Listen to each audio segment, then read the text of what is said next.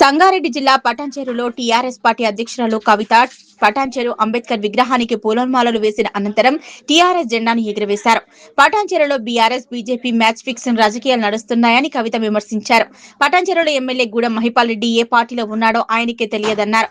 ఆయన బాగా అభివృద్ధి చెందారు తప్ప ప్రజలు మాత్రం అభివృద్ధి చెందలేదన్నారు. బీజేపీ ఎంపీ రఘునందన్ రావు ఇక్కడ మాత్రం మున్సిపల్ ఎన్నికల్లో బీఆర్ఎస్ పార్టీకి ఓటు వేస్తాడు. అన్ని పార్టీల నాయకులు కలిసికట్టుగా పటాన్చెరులో దోపిడీ చేస్తున్నారని విమర్శించారు.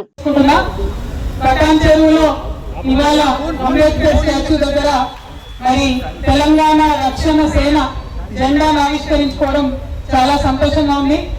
హైదరాబాద్ నగరానికి కూతవేటు దూరంలో ఉన్న పటాన్చెరులో మరి హైదరాబాద్ మీద ఆధారపడేటటువంటి ప్రజలు కానీ పటాన్చెరులో జీవన స్థితిగతులు కానీ తెలంగాణ వచ్చిన తర్వాత ఇప్పటి వరకు ఏం మారింది అంటే అందరం కూడా మళ్ళీ ఆలోచించుకునే పరిస్థితి ఉన్నది. పటాన్చెరు అంటేనే పొల్యూషన్ అనే కాడికి వచ్చింది. ఇప్పుడు కాదు, గత 30 ఏళ్ల నుంచి కూడా పటాన్చెరు అంటే పొల్యూషన్ అని చెప్తారు. కానీ దానికి సంబంధించి ఎటువంటి కార్యక్రమాలు తీసుకోలేకపోయినాం. ఇక్కడ నుంచి ఇప్పుడు పరిశ్రమలు తరలిస్తున్నామని చెప్తున్నాం, కానీ ఆల్టర్నేట్ ఉద్యోగాలు ఏంటివి? మరి ఇక్కడ వచ్చి స్థిరపడినటువంటి ప్రజల పరిస్థితి ఏంటిది? ఇక్కడ భారతదేశ వ్యాప్తంగా ప్రజలు వచ్చి ఉంటారు. ఇక్కడ ఒక మాట అయితే ఇండియా మొత్తం చెప్పినట్టే అంటారు పటాన్చెరు అంటే. మరి అటువంటి పటాన్చెరులో అభివృద్ధి ఏ విధంగా ఉంది అనేటువంటిది కూడా ఆలోచన చేసుకోవాలి. ప్రధానంగా ఏషియాలోనే ఒకప్పుడు పెద్ద ఇండస్ట్రియల్ ఎస్టేట్, అటువంటి ఎస్టేట్ పొల్యూషన్ అయిపోయి 30 సంవత్సరాలలో ఆ నక్కవాగు అని ఉంటుంది పాపం, ఆ నక్కవాగు మొత్తం ఎండిపోయి ఆ నక్కవాగు నుండి కాలుష్యాలు ఇవాళ మంజీరా నదిలో కలిసేటటువంటి పరిస్థితి వచ్చింది. అంటే పటాన్చెరు అంటే కిలోమీటర్ లోపలి వరకు భూమి లోపల పొల్యూషన్ ఉంది. డ్రింకింగ్ వాటర్ కోసం ఒక బోర్ వేస్తే పొల్యూషన్, ఒక బిల్డింగ్ కట్టాలంటే ప్రాబ్లం, ఏదైనా పంట పండించుకోవాలంటే ఇబ్బంది. ఇక్కడ ఉన్న ప్రజలకు ఆ బాధలు తెలుసు, నేను ప్రత్యేకంగా చెప్పే అవసరం లేదు. కానీ తెలంగాణ రక్షణ సేన తరఫున మాత్రం మేము మీకు ఒకటే మాట ఇస్తా ఉన్నాం.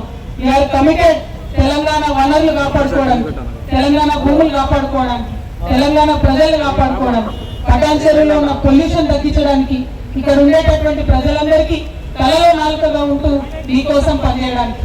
మరి ఇప్పుడు ఇక్కడ ఉన్నటువంటి ఎమ్మెల్యే అసలు ఏ పార్టీలో ఉన్నాడో ఆయన కూడా తెలియదు కావచ్చు. ఇక్కడ ఉన్నాడో అనేది ఎవరికి అర్థం కాని పరిస్థితి ఉన్నది.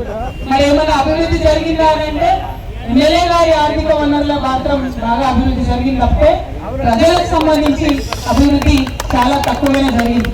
మరి ఎంపీ గారు ఉన్నారు, ఆయన బీజేపీలో ఉన్నారు, ఆయన ఈడు దాకా వచ్చి టీఆర్ఎస్ వాళ్ళ కోసం ఓటేసిపోయినడం వల్ల అంటే అన్ని పార్టీలు ఉన్న వాళ్ళందరూ కూడా కలిసికట్టుగా ఇక్కడ ఒక దోపిడీ చేస్తున్నారు.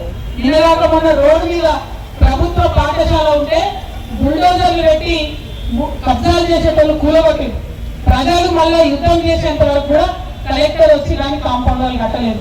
మరి బుల్డోజర్లు పెట్టి రౌడీలు పట్టపగలు ప్రభుత్వ పాఠశాల కూలగొడుతున్నారంటే ఒకరి సహకారంతో అవుతుందా? అందరి సహకారంతోనే అవుతుంది. కాబట్టి ఈ పటాన్చెరులో ఏదైతే మ్యాచ్ ఫిక్సింగ్ రాజకీయాలు ఉన్నాయో అవన్నిటిని పక్కకు తీసేద్దాం. పటాన్చెరులో ఏదైతే పొల్యూషన్ ఉందో దాన్ని తగ్గించడానికి సరికొత్త ప్రణాళికలు వేసుకుందాం.